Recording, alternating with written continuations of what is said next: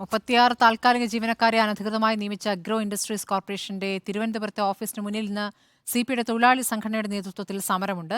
MD അഴിമതിക്കാരനാണെന്നും അനധികൃതമായാണ് 36 പേരെ നിയമിച്ചതെന്നും MDയെ പുറത്താക്കണമെന്നും AITUC സംസ്ഥാന president റിപ്പോർട്ടറിനോട് പ്രതികരിച്ചു.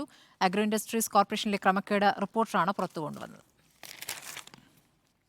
നിലവിലെ MD ചുമതലയേറ്റ ശേഷം 2 വർഷത്തിനിടെ 36 താൽക്കാലിക ജീവനക്കാരെ അനധികൃതമായി നിയമിച്ച വാർത്ത റിപ്പോർട്ടറാണ് പുറത്തു കൊണ്ടുവന്നത്.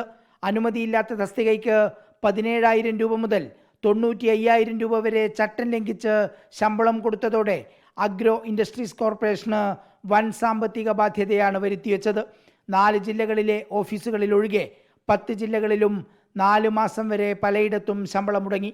ജീവനക്കാരുടെ PF അടക്കമുള്ള ആനുകൂല്യങ്ങളെല്ലാം താറുമാറായി.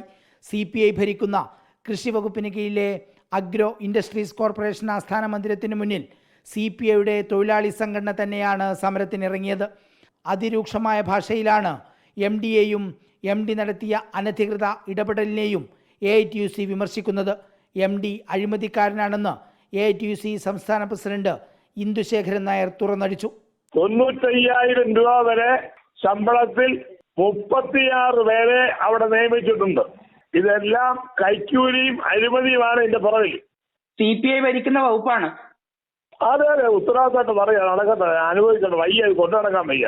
അയാളുടെ പീരീഡ് കഴിഞ്ഞതിന് ശേഷവും കുൽസിത മാർഗത്തിൽ എക്സസം വാങ്ങിക്കാൻ ശ്രമിക്കുകയാണ്. MDയെ പുറത്താക്കിയില്ലെങ്കിൽ സമരം കൂടുതൽ ശക്തമാക്കുമെന്നും ഇന്ദുശേഖരൻ നായർ റിപ്പോർട്ടറിനോട് പറഞ്ഞു.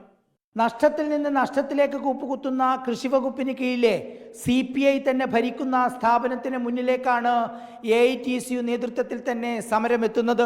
ധൂർത്തും അഴിമതിയും ഇനി സഹിക്കാനാവില്ലെന്ന് AITUC നേതാക്കൾ തന്നെ പരസ്യമായി പറയുകയും ചെയ്യുന്നു. Reporter TV Prasad, in reporter, Kochi.